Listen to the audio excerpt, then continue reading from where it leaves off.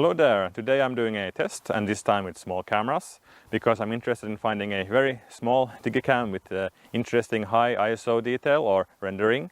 And by, let's say, good or interesting, I don't necessarily mean, let's say, clean images or very good image quality. The more noise and more interesting glitches there are, the better it is, basically. I have plenty of cameras that can output very interesting high ISO noisy photos. But the problem with those is that they are usually DSLRs or large Digicams, so they are not so portable, so it's not something I usually can bring with me all the time.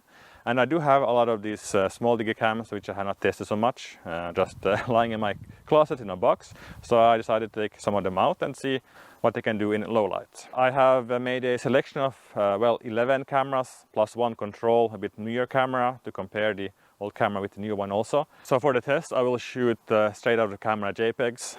I mean, of course some of the cameras you can get raw files from, but the convenience or part of the convenience for a small Digicam is that you can get good straight out of the camera photos, that you don't have to edit them afterwards. I will of course change the settings in the cameras, try to find the most pleasing setting for each camera, like changing the white balance or any color settings that I might have. I've never had this many cameras in my camera bag before, but yeah, let's get started.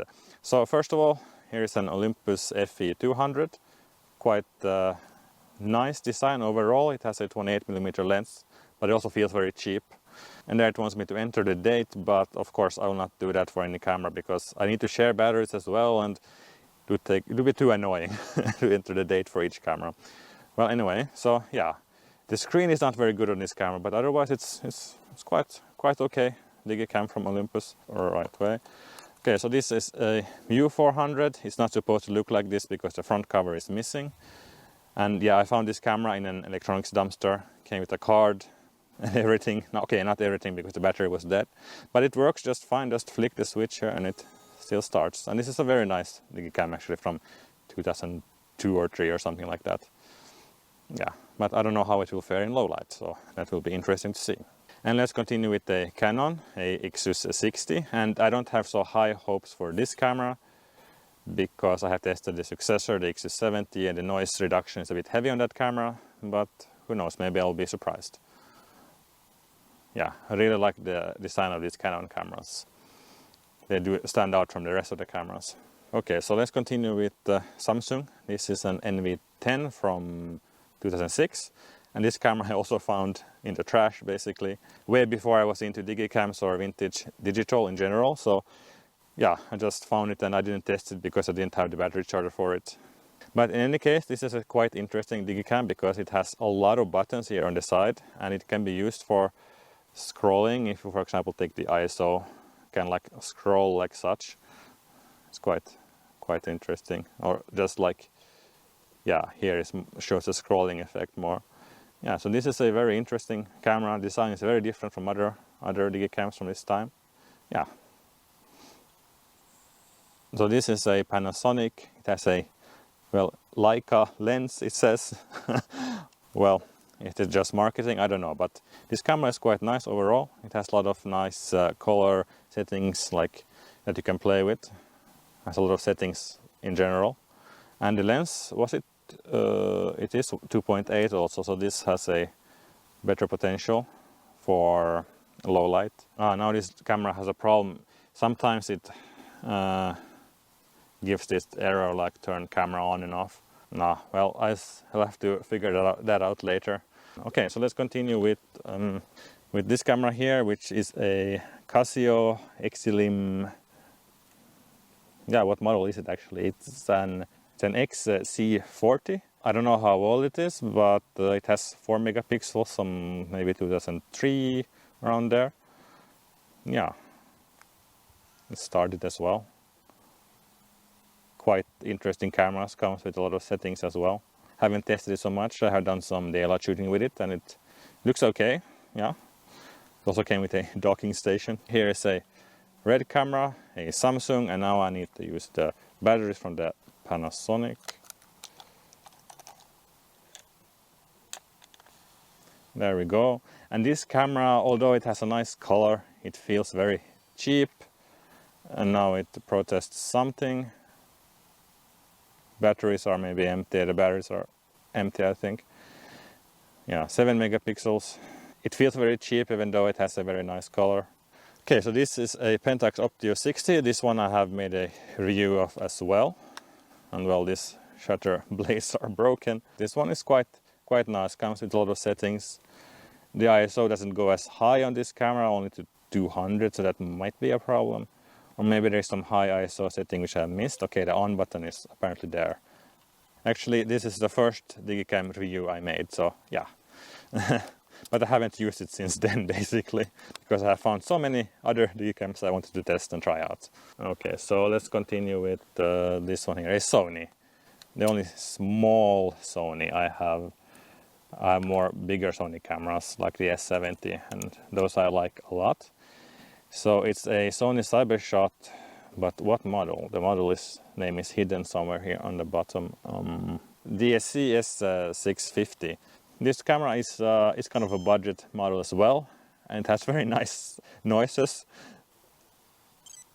It's like a computer game when you are taking pictures. Yeah. So this is an HP Photosmart M425. I don't remember how old this camera is. Quite a little basic Digicam as well. 6mm, so it's not very wide. Maybe it corresponds to like 35mm or something. And the last one. This one requires 4 AA batteries. And where did I put 2 of my other batteries now? Okay. There we go. And this one feels very nice in the hand. It has some weight to it. Nice metal, at least here on top there's metal. This might also be some kind of, I don't know, it might also be plastic. But it feels very nice in any case. Taking pictures of cameras with my camera. Yeah, but this one feels very nice, so yeah, I can definitely recommend if you'd like nice feeling cameras. Are the photos any good? Well, I've taken some daylight photos and it has, well, 3 megapixels, so that's very promising actually. And well, yeah, let's get actually started with the test and go to some locations and taking photos.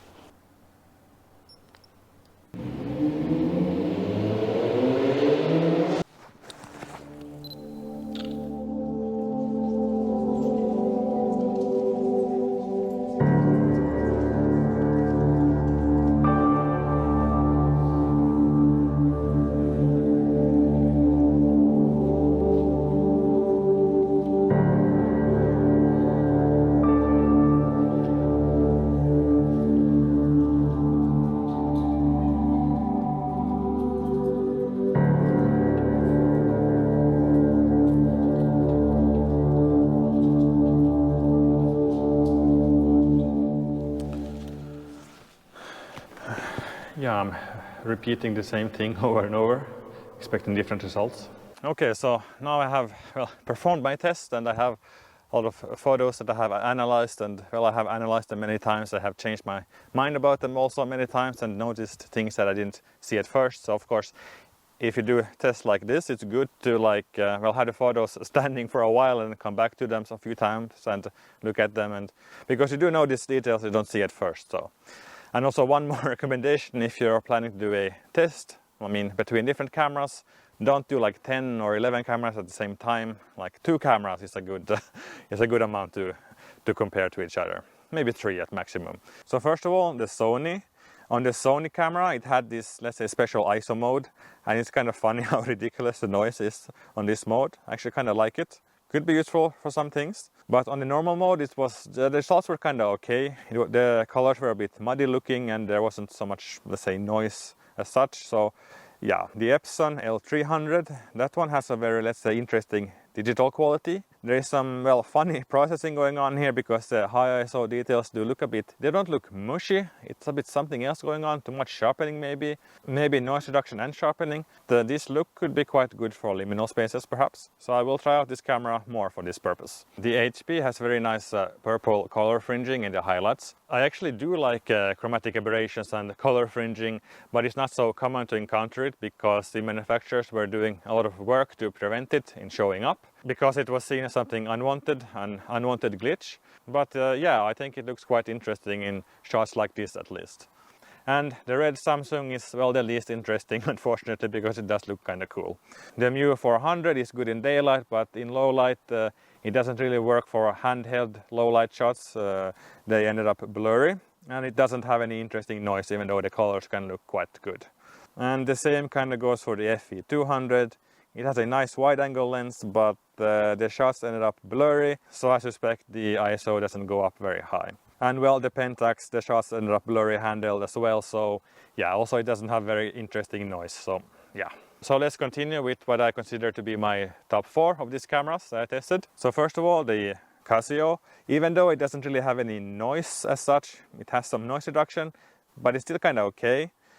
The thing that makes it stand out though is the colors. It has very interesting colors, and I tried all the different modes in it. I don't remember exactly in which mode I used for the photo like the most, but I can figure that out quite quickly because it should be one of the first ones.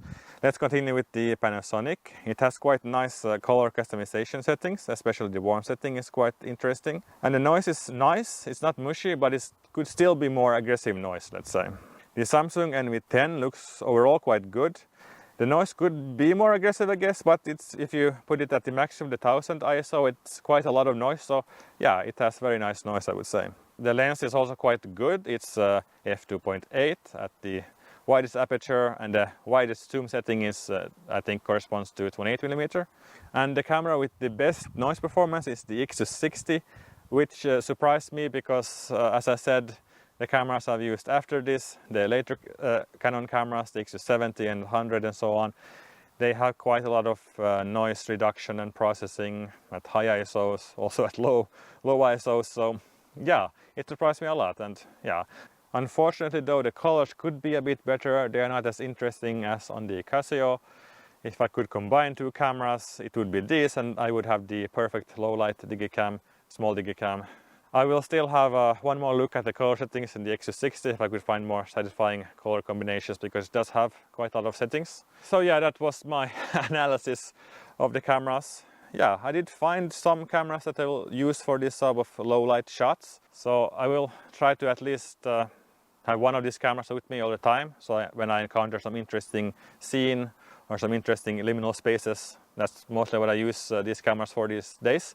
So then I will be prepared for that, because yeah, even though I have, let's say, the perfect camera when it comes to image quality, I usually use that camera for more planned shoots, let's say. I will put up the straight out of camera JPEG shots from these cameras onto my Patreon. So if you want to see those photos, or if you want to support my channel, you can join there.